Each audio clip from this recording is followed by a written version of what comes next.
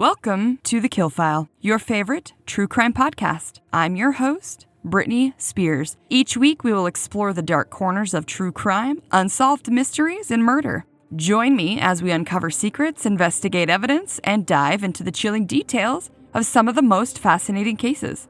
Get ready for a journey into the dark unknown because, in TheKillFile, nothing stays buried forever. Hello there, and welcome to episode 58 of TheKillFile. Before we jump into part 2 of Gerard John Schaefer's story, a few quick reminders. Check out the podcast's website at thekillfile.com, where you can submit cases for me to check out right there on the website, and where you can find the KillFile merch shop and search for some great true crime gear, and let the world know who you love. We are rolling out the bonus content this fall called The Hidden Files, where we will cover cases other than regular true crime. For examples, plane crashes, assassinations, and natural disasters. Also, I am going to try to incorporate listener files where you guys will write in some true crime stories that have happened in yours or someone you know or love's life, and we can share them. I'm looking for things like hometown murders or abductions. Maybe your uncle used to rob banks. Maybe your aunt was in Playboy and knows some spicy tales. Maybe your sister is a nun and knows some corruption in her church. You can stay anonymous, and they don't have to be long. Please send those stories to thekillfilepodcast@gmail.com with the subject listener file, and I will compile some. Lastly, please just take a second to rate, review, or subscribe wherever you listen. Maybe it's a follow button, but please help out the podcast with some good reviews so we can climb the charts and get some more listeners. Okay, that's it for business. Let's talk about today's case. Today, we are going to finish up with part 2 of Gerard John Schaefer, the policeman who had a dark side. Trigger warnings for today are going to be kidnapping, rape of a minor, necrophilia, murder, and abuse. So, when we last left off, we had talked about Nancy and Sue, the two young girls who Schaefer had kidnapped and held with nooses and trees in the woods to keep them from escaping, and knowing that they would essentially hang themselves if they slipped off or further down for one of them. He was caught for this after the girls made daring and brave escapes from their living nightmare, I'm sure. While Schaefer is out on bail awaiting his trial for the crimes, he would strike again in September, and this was still 1972. This time, two girls, Susan Place, who was 17, and Georgia Jessup, who was 16, had met Schaefer at a GED course. Not exactly sure why he was there, but he became friendly enough with the girls that they had invited him to Susan's home.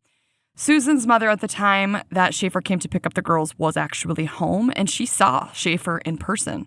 When they drove off in Schaefer's baby blue Datsun, Susan's mother had some type of feeling because she wrote down the license plate number. Susan's mother, Lucille, went to the police to report the girls as missing after she seemingly got a weird feeling about the fact that this man was so much older, and she had the name Jerry Shepard, as well as his plate number. Unfortunately, when the police ran the number, the officer who took it down had accidentally put one of the numbers down wrong, and so of course, nothing came back. The girls did end up going missing. This was a missed opportunity, and it was also stated that the authorities wouldn't follow up on the lead of the car and name in connection with their disappearance until spring of the next year, so 1973. And it was only a few weeks before their remains would be found. When the police finally figured out that Schaefer was already in prison for a similar crime involving two girls that had been taken, they showed Lucille Schaefer's car in what must have been a picture because he lived like 70 miles from where those two girls went missing. Lucille would say that that was the car that took her daughter and her friend away the last day that they were seen. Then Lucille took it upon herself to do some investigating, which I fucking love. Although you gotta be careful not to mess up an investigation, but at this point, there didn't really seem to be any kind of real investigation. Lucille went through her daughter's things again and found a letter from Susan to this Jerry Shepard, and on it, she could see it had to be returned to the sender. Now Lucille had a physical address for this Jerry guy. She drove the 70 miles to Stuart, Florida, in search of answers. When she went to the home, she actually met Schaefer's wife, Teresa, who gave her the information that the name Jerry Shepard didn't ring any bells, but that herself and her husband, Gerard Schaefer, lived there, but that her husband was in jail for the assault and kidnapping of two teenage girls the prior year. What was that conversation like? Lucille went directly to give this information to the authorities. On April 1st, 1973, and this was in Hutchinson Island, Florida, the same area that Sue and Nancy were taken to, a few men were out picking up cans in the wooded area when they would come upon a horrific discovery. They would find out there decomposing body parts that had been apparently scattered underneath a tree. Can you imagine finding something like that? I wonder how horrific and scary the moment would be in your body when you realize that that first piece you were seeing was human flesh or that they were bones. What a nightmare. When the sheriff's office came out, they would see that the warm weather coupled with the humidity, and possibly because of some animals in the area, these body parts were extremely decomposed, which we know can make identification harder. It would also make it difficult for the coroner to nail down a time of death. However, the remains would be eventually identified as Susan Place and Georgia Jessup. Sad. The scene would unfold and the victims' arms still bound together. And one of the seemingly two victims they were looking at had a bullet hole in her jawbone and knife marks on her bones. There were teeth missing within the skulls of the girls, and unfortunately neither of the tops of their skulls were ever found. Which made me wonder, how much of that was wildlife or was all of it Schaefer, right? One of the victims, which would actually turn out to be Georgia, had been severed at the bottom of the spine, and both girls also had been missing an arm. After the authorities connected this similar scene to the scene of Sue and Nancy, they were able to obtain a warrant for not only Schaefer's home with Teresa, but also his parents' home. At his parents' home, the police would find trophies inside a steamer trunk where they found IDs, jewelry, and other relics of seemingly women's property. This would leave authorities to believe that they had a serial killer on their hand, not a man who was responsible for 2 deaths and 2 kidnappings, but an actual serial killer. There was one locket in particular that had an engravement on it with the name Lee. We will come back to that locket a little later. While the authorities were at the home he shared with his wife, they saw that Teresa had what was said to be a lovely suede purse that she stated Schaefer had given her back in late September. This purse was identified by Lucille, Susan's mother, as having been a gift from herself to her daughter. Heartbreaking and so fucking gross. Giving your wife gifts of girls you chopped up? What in the actual fuck?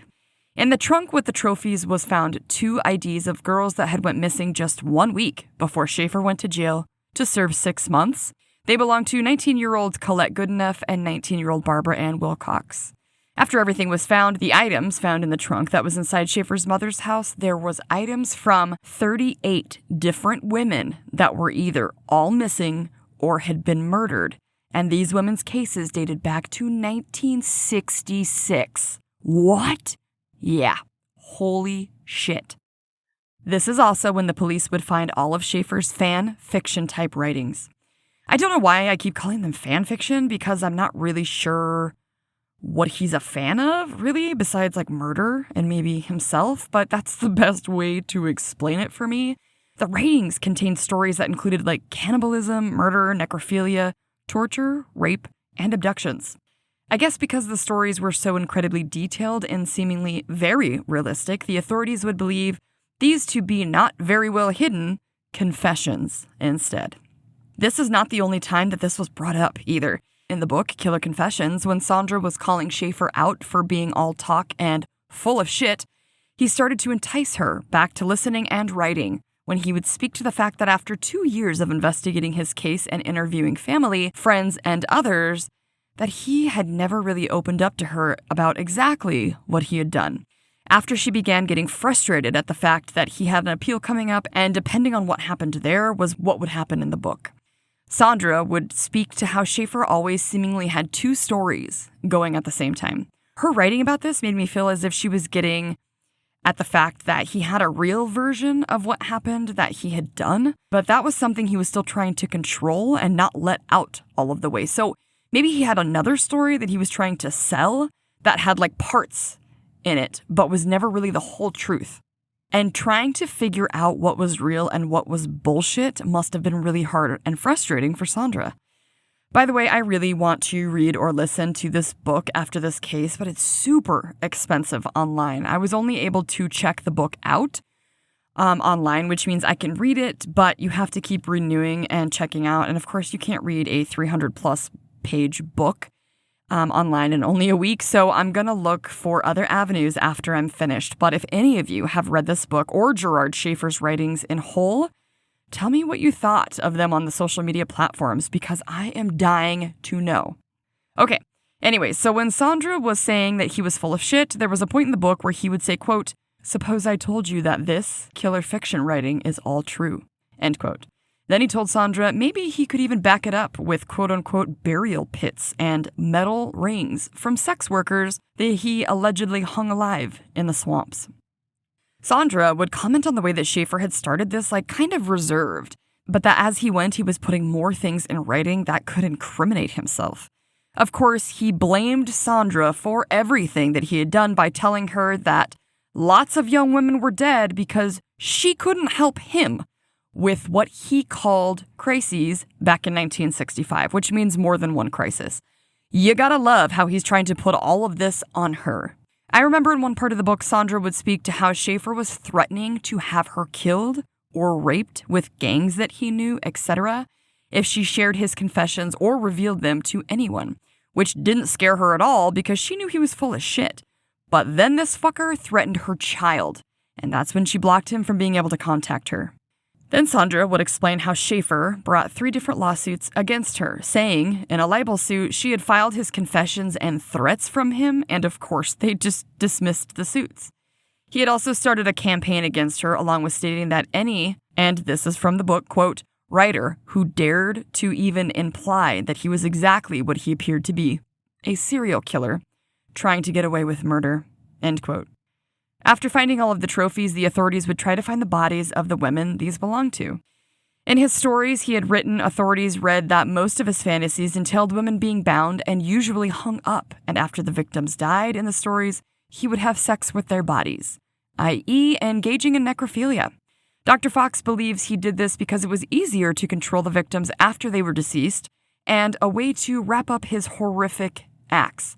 For whatever reason, Schaefer was only charged in the deaths of Susan Place and Georgia Jessup. I've heard this before in other cases that, they only have evidence with certain murders and it can blow the whole case, and sometimes the prosecutors and authorities will just charge the murders of the crimes that they know that they can prove, which will essentially still get the resolution that they're looking for.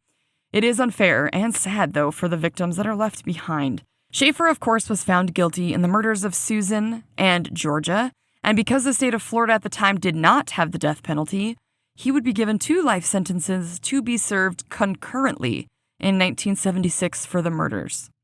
The Crime and Justice video would say that with this sentence, Schaefer would only have to spend about 20 years in jail, which is terrifying. So apparently, someone went in and changed the concurrent to consecutive, and that would at least guarantee 40 years. In 1985 is when the author of the book American Ripper, so Mr. Patrick Kendrick, said that he would actually interview Schaefer in this year and was able to sneak in a tape recorder. Kendrick said that he could stay for 5 hours with him, and the entire time, Schaefer was trying to make excuses and reasonings for why what was being said wasn't true. He was so full of shit, no one believed a damn word he said because it was all bullshit. I heard a part of the tapes where the nooses he had made for the girls were like a tether, not a noose. All bullshit. When he finally realized that no one was going to believe his crap, he finally started, instead of denying, wanting to take credit for his actions because, of course he did. It's got to be all about him, right? If he's not the victim of some conspiracy against him, then he wants the attention and credit for his horrific acts. One of the criminologists on the Crime and Justice video would speak to the fact that these types of serial killers usually think that their victims belong to them. Then she speaks to how they may believe that because this person came into their orbit, that they are entitled to the victim, and of course they feel no remorse. When she spoke about the entitlement of these types of serial killers, it really kind of clicked with me. That makes so much sense of the lack of empathy because, again, they know exactly what they're doing and they don't care how it makes anyone around them or their victim feel. Yes, the entitlement. We've seen and heard this in many ways about men like Schaefer, that although they can be charming or fairly friendly, that they usually still have some key things about themselves that the author Kendrick pointed out. He would say that they are often kind of loners and will spend a lot of time by themselves as to avoid detection. They hide their acts very well, and they're usually intelligent and often well-spoken, but they are still oddly a little different. And the big thing that hit me when he said this is they often don't hang out with other men. Holy shit, I never realized that. Now I want to go back and see if that's true of many of the serial killers that I've heard of. Many people believe that most of the women who went missing were either sex workers or maybe hitchhikers, in the way that people won't be out looking for them right away. But we still need to remember that this was back in the 60s and the 70s, where we didn't have much technology for people who might be hitchhiking to be able to regularly keep in touch with their loved ones. So let's talk for a few minutes about the other victims that Schaefer may have been and possibly was responsible for murdering. Again, these are just the known ones, and there are obviously many more that have not been identified or are not found yet. First, we are going to go a ways back to when Sondra London, the author of the killer fiction book, stated that up until the moment she saw the murderous intent in Schaefer's eyes, she had only seen him kill smaller animals like fish, squirrels, and birds. This was back when Sondra was dating Schaefer in their younger years. One evening in the summertime, Schaefer pointed out a bedroom window to Sondra in a house that was about 2 doors down from his own. She would say, in her own way, that Schaefer was seething with anger when he told her that a girl who both of them knew, of course, liked to flaunt her naked body, quote-unquote, at him through her window. He then spit, called her a slut, and told Sondra he was going to put a stop to it. When Schaefer was finally arrested, this is when the authorities would find a locket engraved with Lee. The girl in the window was one Lee Heinlein, a girl that obviously Schaefer had been watching for a long time. Before we jump into her disappearance, I have to throw this out. There's a really good chance that Lee had no idea that Schaefer was able to see her naked in her window, right? I mean, maybe she was just changing and thinking that no one could see her. Also, even if she had been, so what? Why does that make him so angry? And why does that make it such a personal attack on him? I don't get that. I mean, I guess it makes sense if he later on went after sex workers as well. Something brings that rage out of him, I guess. But his quote-unquote killer fiction stories would suggest he is a bigger slut than anyone else is. How dare they? But it's okay for him? Ugh, misogyny at its finest. This is around the time in the book that Sondra said that Schaefer told her about wanting to kill another neighbor that lived close because she laid out in the sun in her backyard. He was only 19 at this time. He should have been looked at a long fucking time ago for these thoughts alone, but of course, this would have been 1965 when mental health was barely thought of. So back to this disappearance of Lee Heinlein Bonadies, as she had gotten married to a man named Chuck just 1 month before she was gone. It was September 8th, 1969, when Chuck came home and found a note on his door that said his new wife was headed to Miami, which must not have been far from where they lived because her husband just kind of waited there for her to return and let him inside, as he was locked out of their apartment. Lee was never seen or heard from again. Chuck would remember something Lee had told him about a supposed old friend of hers that had lived just a few houses down when she was younger. Allegedly, this old friend was trying to get her to do some quote-unquote work for the CIA and was offering her some serious money for it. That's so sad that she probably took the offer, thinking that her and her new husband could use the money, and why wouldn't she trust the old neighbor kid that she knew growing up and considered a friend? After her disappearance, Lee's family hired a PI to try to find her and figure out what happened, but they ran out of money before the PI could find anything really important. Besides the locket found when Schaefer was arrested, they also found a pen they believed to have belonged to Lee, and her brother was able to identify a cross made of jade that he knew his sister kept in her jewelry box. I couldn't help but wonder what really happened to her. After a little research, the charlieproject.org says that Lee's remains were found in Boca del Mar, Florida, 9 years after she went missing, so in 1978, and sadly, she actually wasn't identified until 2004. On January 5th, 1972, William Hutchins, a young man married to his 22-year-old wife, Belinda Hutchins, would report to the police the disappearance of his wife. William would talk to the authorities about how his daughter, who was then 2 years old, and himself, had witnessed his wife get into a vehicle with someone who was a stranger to him, never to be seen or heard from again. William would explain to the police that although he and his wife were married, had a daughter, and even lived together, his wife was a woman who did what she wanted and was considered independent. He would go on to say that she had a lifestyle of her own liking and dated other men as she pleased.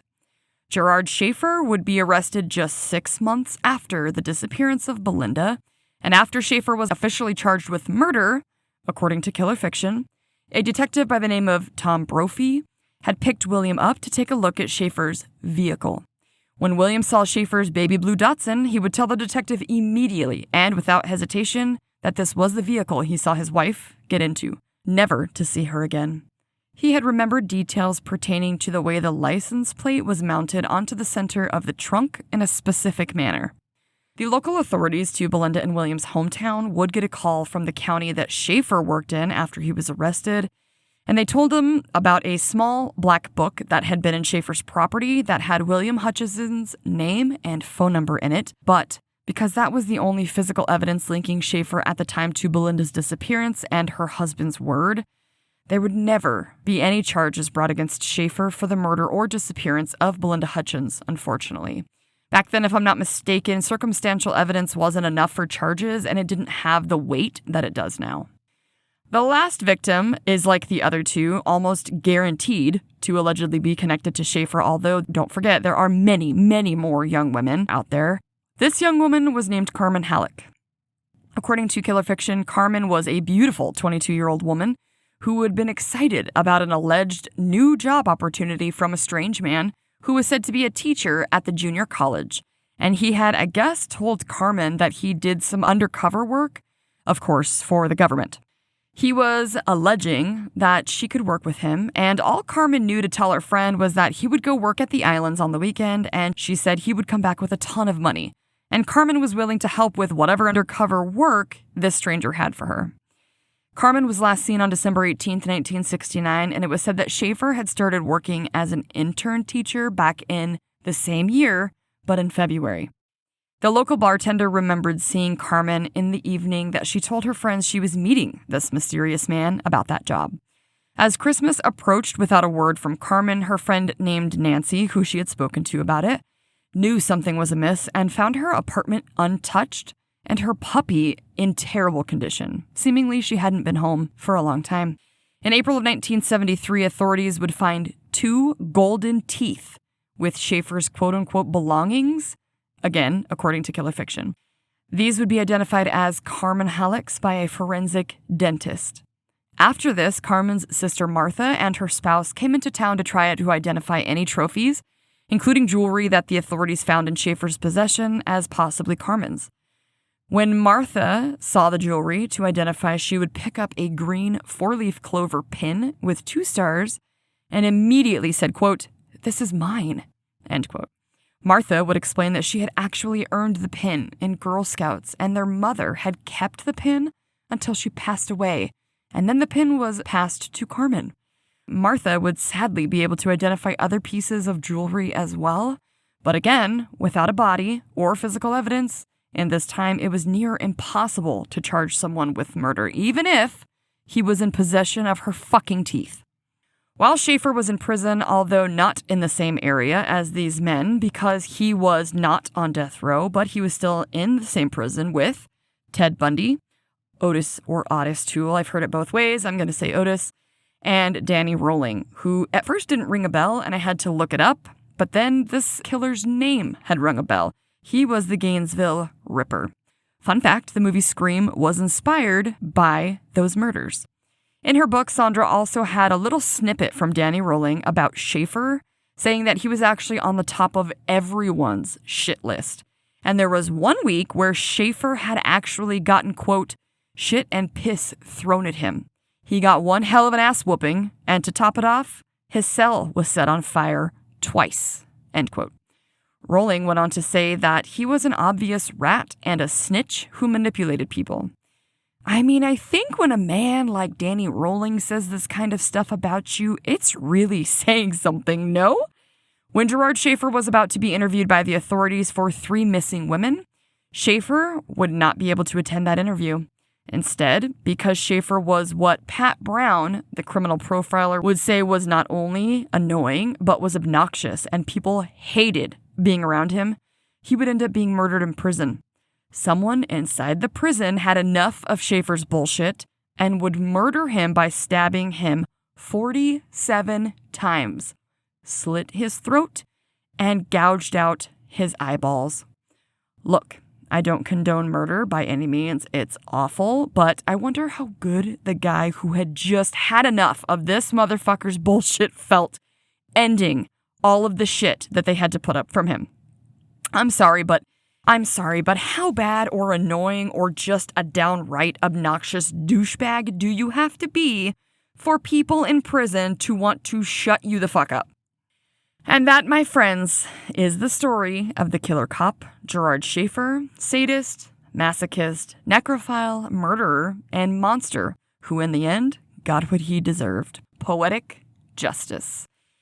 This story gave me this freaky feeling when it came to hearing about just how depraved this fucker was in a way that others haven't in a long time. I mean, all of the stories that we cover here are gnarly and awful, but sometimes when you really get to know the killer and their psyche, it brings you into their world, which is just one of the only things that truly gives me chills or freaks me out anymore. It must be my anxiety medication, because I remember a time when bath salts were big and I was a single mother to my oldest son. And that video had just come out of the guy that was on bath salts, or believed to be, was caught like on an underpass eating another man's face. Do you guys remember that happening?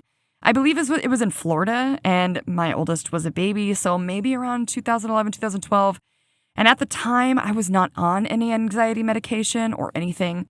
And that video and that story scared me so fucking bad that some freak was going to come into my son's window and get him, or even me, that not only did my son sleep with me for the first 2 years of his life, but when I learned that story, we were both in bed before the sun went down in the summer because I was that scared. I shit you not. That's just the tip of how bad my anxiety, my fear, my brain chemicals are without medication. So I don't get freaked out easily anymore now that I'm balanced with my anxiety meds, but hearing this story, and there have been a few others that freaked me out a little bit, it really pulled me in. I hope, for the sake of his victims, that more information will be found out about possible victims of Schaefer's, because their families deserve answers. All I keep thinking about is the fact I recently went to Florida on vacation with my family. In fact, we just got back today, so if I'm a little wired, that's why. However, when you're in Florida and you're seeing all of those little swampy areas, we didn't go as far south as this probably was, but you're still looking at him going, yeah, like I could see how a body would go missing in there and never be found again. And if this guy killed this many women in those types of areas, not only are there alligators and other wild animals, but we're talking about like swampy marshlands with trees and roots. Like, I can imagine, and this is morbid, but that you could bury a body under a big root and it would just decompose. And if somebody's not back there or searching for it, yeah, it wouldn't surprise me at all if there are tons more women out there and they just haven't been found yet. It's just so many people, right? 38 women?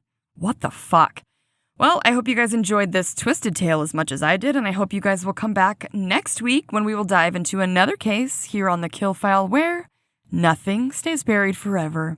Stay safe, you guys. Bye. All right, guys, that's going to do it for today. A few quick reminders before you go. Please don't forget to subscribe, rate, and review on your platform. It will help The Kill File and other true crime lovers find us. Also, check out the website at thekillfile.com to suggest a case. Find our merch shop for fun Kill File gear, which you can also find at thekillfile.printify.me, and help support the podcast. Have a suggestion or want to share your own true crime stories? Email thekillfilepodcast@gmail.com for a chance to get them read on the podcast. Follow The Kill File on your favorite social media platforms. We are on Facebook, Instagram, X, Blue X, TikTok, and of course, you can subscribe on YouTube as well. Find all of the links for the socials on the website. We are either listed as The Kill File or The Kill File Podcast. Come on back Mondays wherever you get your podcast fix, when we will cover another case here on The Kill File, where nothing stays buried forever. Stay safe, you guys. Bye.